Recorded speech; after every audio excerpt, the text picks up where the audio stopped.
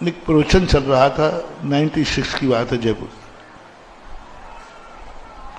General प्रवचन था, सामान जैसे होता।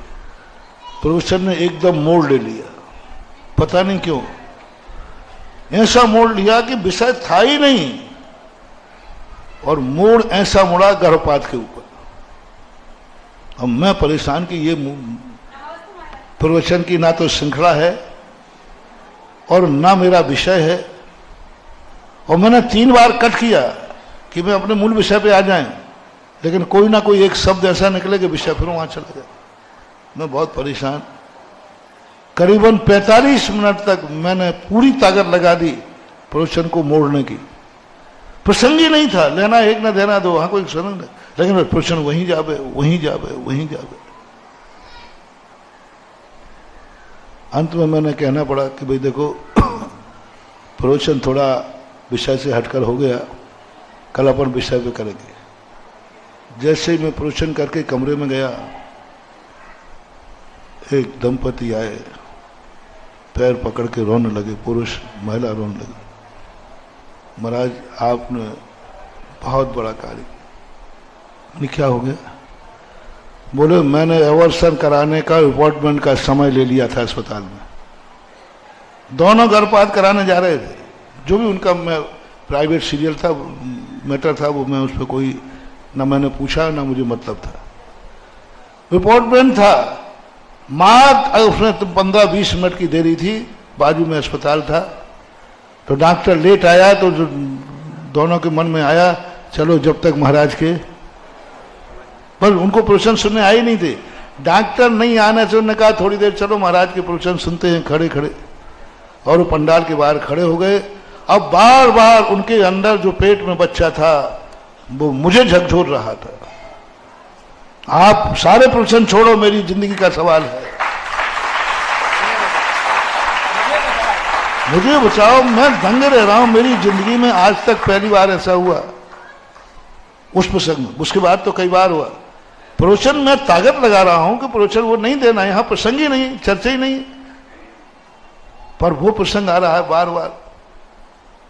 मैंने कहा अच्छा तुम्हारा समय? बोले मेरा अभी तक तो मर गया होता, अभी तक तो ये मर गया होता। उन्होंने पूरी फाइल दिखा दी कि इस प्रकार से हमने अपॉइंटमेंट लिया था और ये पोजीशन है। मैंने आंख बंद कर ली, मैंने की वाह रे बेटा, आज तेरा पुण्य इतना है, तूने साधु को मोड़ दिया। देखो उसकी आत्मा, देखो कितना पुण्यात्मा जीव होगा, उसने कोई मुझे नहीं बचा सकता, दुनिया की कोई ताकत नहीं बचा सकती, बस डॉक्टर को लेट किया और मम्मी पापा का परिणाम किया, मत बचाओ मुझे, लेकिन कम से कम महाराज का प्रवचन तो सुना दो मरने के पहले।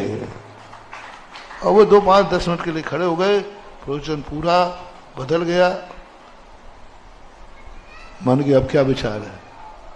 बोले महाराज आपने जो प्रवचन दिया, मैं तो नाग नागिन बनने जा रहे थे, और बस महाराज अब आज कभी नहीं कराऊंगा। और वो बच्चे का, बेटे का जन्म हुआ, पूर्ण स्वस्थ है वो, आज बहुत बड़ा कमाने वाला, उनके घर का सबसे बड़ा आदमी है, करोड़ों रुपए से खेल रहा है।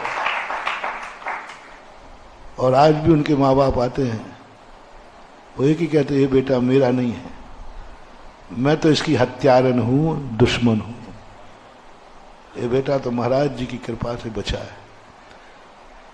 बोलो महानुभाव, सोचो, बोलो इस प्रवचन में जो हमारा उस तरह मेरा शेयर कितना होगा, कितना शेयर होगा? बोलो, एक जीव का मरना निश्चित है, और प्रवचन को मुड़ा और उसकी जान बची। अब ऐसे प्रवचन में, प्रवचन के देने के पहले अतिशय नहीं था, अब प्रवचन के बाद इस प्रवचन में 1000 गुना अतिशय बढ़ेगा, एक जीव को बचाया। और अब जिंदगी में वो जितने अच्छे कार्य कर रहा है, वो तो कमीशन स्थायी हो गया, स्थायी होगा। और उसने भी, माँ बाप ने अपने बेटे को सब कुछ बता दिया। वो भी आज यही बात कहता है, आज गुरु कृपा से। अब बोलो वो मुझे कितनी दुआ देता है, आप लोग कल्पना करो ना। मेरे कारण नहीं, उसकी दुआ के कारण मेरे प्रवचन में अतिशय है। तो तुम कहते हो महाराज जो बोलते हैं हो जाता है, ये मेरी कोई साधना भावना नहीं है, मेरी कोई शक्ति नहीं, मैं तो बहुत छोटा सा साधु हूं। लेकिन उसकी दुआ ने इस वाणी को इतना चमत्कारी बना दिया कि नहीं, तुम प्रवचन दो, तुम्हारे प्रश्न में वो ताकत है कि एक व्यक्ति की जिंदगी बच सकती।